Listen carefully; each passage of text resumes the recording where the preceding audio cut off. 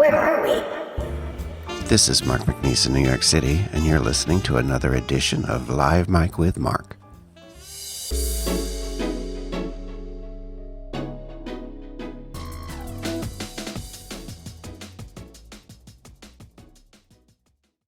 Welcome back to the podcast. This is Mark, and tonight I have another health chat with Herbalist Cathy McNease, who is all the way in drought-stricken California, Ojai, to be specific. Good evening, Cathy. Hi, Mark. How are you? I'm doing well, thanks. And we were just talking in the green room about today as the summer solstice and the longest day of the year. Yes, the longest day of the year. And it's a pretty warm one here. It's probably upper 80s, low 90s. And you mentioned that there's a parade in Santa Barbara, a solstice parade. Yes, Santa Barbara for a very long time, 3 decades, has a summer solstice parade that goes through town, and it's a lot of fun, and they end at a big park at the end of town, and it's a lot of fun, costumes and food, and it's like a family event. People come out and just really celebrate. And also, it sounds like a nice pagan affair. It is a pagan affair, absolutely. Yes, so all you sun worshipers out there, happy Solstice Day. And also, briefly, it's Father's Day. It's just, wow, so much going on today. It's Father's Day. I did a Facebook post thanking our Father for giving me a very good life and helping me to be so determined to be myself. You know, the thing about our parents, Mark, is they really wanted us to be ourselves and gave us the room to find out who we were. And then when we were who we are, it was a little surprising to them for a long time. So I'm glad that they eventually came to appreciate each and every one of us for our uniqueness. Yes. Now, our topic tonight is, it's a couple things. It's eating for the summer, because the summer's here. And then I know you also want to talk about anxiety, so let's have at it. So the summer season in Chinese medicine is associated with the fire element. So the fire element is related to the heart organ system. So if you want to figure out how well is your heart organ system looking, look at the tip of your tongue. And the redder the tip of your tongue is, and the farther back that red goes from the very absolute tip, the more stress your heart's under. So the tip of the tongue is a reflection of the emotional heart. And in the summertime, the heart is particularly vulnerable. So when the heart organ system, which involves obviously more than just the physical heart, when it's parts of the nervous system and some of the neurotransmitters, and when the heart organ system is in balance, we feel joy spontaneously, we feel happy, we're able to feel gratitude. And when the heart organ system is out of balance, the way it presents is overexcitation, overstimulation, and anxiety.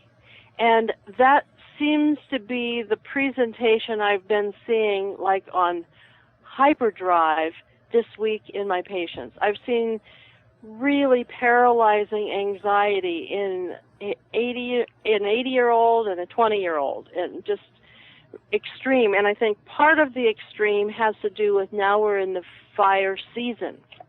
So all of us, whether we tend toward anxiety and overdoing, overstimulating, whether you tend to that or not, this is a time we all have to be careful. People are way too busy, and that being too busy, that overexcitation affects the heart and can really lead to anxiety. So one of the things that is important to be paying attention to as you're trying to calm down the nervous system and relax is be sure that the diet has high nutrition in it, lots of high mineral foods. So one of the things that I'll sometimes have people do is like seaweed soups or calcium magnesium supplements, or there's a powdered magnesium drink that you can get in the health food store called Calm, CALM. And those sorts of things that are, heavy in minerals, high in minerals, are very helpful to relax the nervous system and ease some of that anxiety. Okay. So from the point of view of Chinese medicine, when we get into the summertime, diet-wise, it's common sense. So our diet is going to be light, easy to digest foods. We're going to eat smaller quantities of foods than we did when it was cooler weather. There's plenty of fruits and vegetables that are available right now, so we have an abundance of those in the diet, hopefully.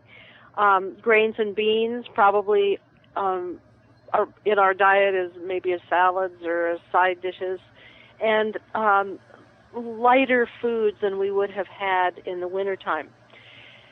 We do need to pay attention that we don't have too many ice-cold things, as well as too many overly spicy things. Both of those extremes can throw us into some difficulties. One of the problems that show up sometimes in the summertime when the heat's up, and especially where you are, where the humidity is up, is that people get swelling. Their hands and their feet will get really swollen. So a great thing to do for that is eating more bitter green vegetables. And the bitter greens, they're mineral rich as well, and they help to drain off some of that dampness. What are some of those? Things like kale and chard and spinach and broccoli leaves and endive and romaine. Okay. All of those that have a little bitter flavor. I did a really interesting thing this year. I'm going to keep doing it. I got one of those little kiddie pools that's, they're blue usually, and they're about 3 or 4 feet across, and filled it with potting soil, put holes in the bottom first, and then put potting soil in. And then I put in 4 different varieties of greens, 3 different kales and a collard, and then a few herbs that are good for salad, like dill is in there and basil's in there. And so now that's like my salad bowl that I go out to, and it's just lovely to have them all there fresh. You could do that in a window box, Mm-hmm. like on a balcony if you didn't have a outside space. So now is a great time to be using some of those bitter greens. I like cool things in the summer too, like chilled soups. We're having gazpacho again tonight because I love gazpacho. Ooh, that's a lovely one. That besides trying to stay cool, the other thing we need to be sure we're doing is replenishing fluids, because it's very easy to get dehydrated. So those cool soups are fabulous. Some of the foods that are especially good for rehydrating us are watermelon, tomato. So like a gazpacho, perfect that you've got the energy of that. Lemons and limes. Cucumbers. Some cucumbers, squash like zucchini. Cucumber is one of my favorites. I put several slices of cucumber and a sprig of spearmint in a jar of pure water and put it in the fridge. And it's just very, very refreshing to sip on through the day. I also like smoothies this time of year, Definitely as smoothies. a breakfast. Smoothies hit the spot. Yeah, you don't really want anything too heavy. If you eat out of balance in the summer, scheme of things, which would be eating really heavy foods, eating late at night, overeating, you know it right away. You pay for it. You feel like crap the next day, Yeah. or actually before. You don't have to wait till the next day. If it's a hot day and you've done that, it's really very, very challenging. So if you do that, green tea is useful. Green tea can help, stimulate digestion and get things to move a little bit that are sort of stuck. Peppermint is another one that I might use in that, event where you've eaten a little too much heavy food. Mm-hmm. You need to get things moving. Yes, and I like to be comfortable when I'm sleeping because sometimes it's a little warm. And also, I don't like to. I think it's in the summer too. I try to not have to bake things, because it just heats everything up. Yes, and that's really the best cooking method for wintertime, for cold weather. That's when we want to put more heat into our foods. Where in the summertime, if you're going to cook things, a light stir fry or steaming are good strategies. Mm-hmm. They don't alter the temperature of the food, so if it's a cooling vegetable, it's still going to be a cooling vegetable, even though it's been either steamed or lightly stir-fried. That doesn't really change it much. And you don't heat up your kitchen very much. Yes, that's a big one for me because we can't use both air conditioners at the same time, so we really just use the air conditioner in the bedroom. So the living room is bearable, but I'll say, I'm not turning this oven on tonight. It's just too warm. Yeah. The kitchen is the hottest part of my house. I don't have any air conditioning, and I've got fans. But fans, when it's 100 degrees outside, only go so far. I'm blessed by the trees, though. So fortunately, I have the shade of trees, which protects me from some of the extreme heat. But another thing I like about eating light in the summer or cooler in the summer is kind of like what you just mentioned about feeling crappy, is that I feel lighter. I feel better when I don't, when I'm keeping it cooler and simpler and less filling. Yes, absolutely. Yeah, absolutely.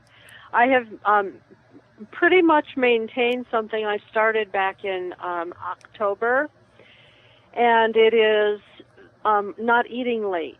And so between 7 and 7:30, that's my cutoff time. And I usually go to bed 2 to 3 hours after that. And so so that's my cutoff time. I have fluids in the evening, and if I'm really jonesing to have something, I'll have a glass of soy milk or something like that, but I don't eat. And my digestion has been so good, and my stomach has been so much happier since I have done that little thing. Mm-hmm. And I think a lot of people suffer with the acid regurgitation problem, and it's just a little simple thing to not eat 2 to 3 hours before bedtime and just make it. Kitchen's closed at 7 o'clock. That's it. Yeah. It really has made a dent in my stomach issues that I'd had for a while. I'm passing that on to Frank because he has a tendency to eat late. Me too. I was a little nibbler in the evening, and that was also when my the other thing that changed in October was I divorced gelato. I had a far too intimate relationship with gelato, and it as a result of that divorce, I lost 20 pounds, and so that was also the time that late night, sitting in front of the television, when I would be having my little affair with my, cold, sweet treat. Yeah. So anyways, life's better without it. Oh, it is. Mostly. And I'm glad. One of the things I always like talking to you about these things is because of the connection between how we feel and what we're going through and what we eat and how we treat our bodies, because it's very easy to start going through some anxiety, which you've mentioned, and think, oh, I'm having a heart attack and this is happening and that's happening, when so many times it's really related to what we're putting in our bodies. Exactly. So many of my patients know what's out of balance in their life. They may not have verbalized it, but they usually have a pretty good clue what's the worst thing they're eating that's causing a problem, or what's the worst thing they're doing that's causing the problem. But it's to be held accountable. That's the tough part. We need help often to hold our feet to the fire. Yes. And to be held accountable, to hold ourselves accountable, and to take responsibility. Exactly. I have had a life of various, addictions, and I just don't accept that I'm powerless over addictions. I actually have choices in these things, and I can make these changes. I can stop doing things that harm me. It's not easy, like even gelato. You know what I mean? I'm addicted to dessert. Somewhere along the line, I'm talking too long here, but somewhere along the line, I just got into this habit of I've got to have dessert like every night. And I didn't used to do that. Desserts to me can be a treat once a week. I don't have to have a Skinny Cow ice cream bar every night of my life. What I had begun to do was put in there, I deserve sweets every night. Yeah. And then the whole worth thing gets tied up, which is really skewed. So, yes, you're right. Well, I would like to end with a Dalai Lama quote that I think is an inspiring one that will help all of us. Okay. We can let the circumstances of our lives harden us so that we become increasingly resentful and afraid, or we can let them soften us and make us kinder. You always have the choice. Excellent. Now, I can't remember that, but I would quote that to anybody. That's a great quote. You always have the choice is an empowering thing to remember when you're starting to go off the cliff with whatever emotion is taken over, anxiety, depression, whatever it is. You have a choice to look at things in a different way. Yes. Always. Yes, always. So on that hopeful note, happy solstice. Happy solstice to you. Day. You too. And we will have another great topic in a few weeks. Okie dokie. Bye. Bye.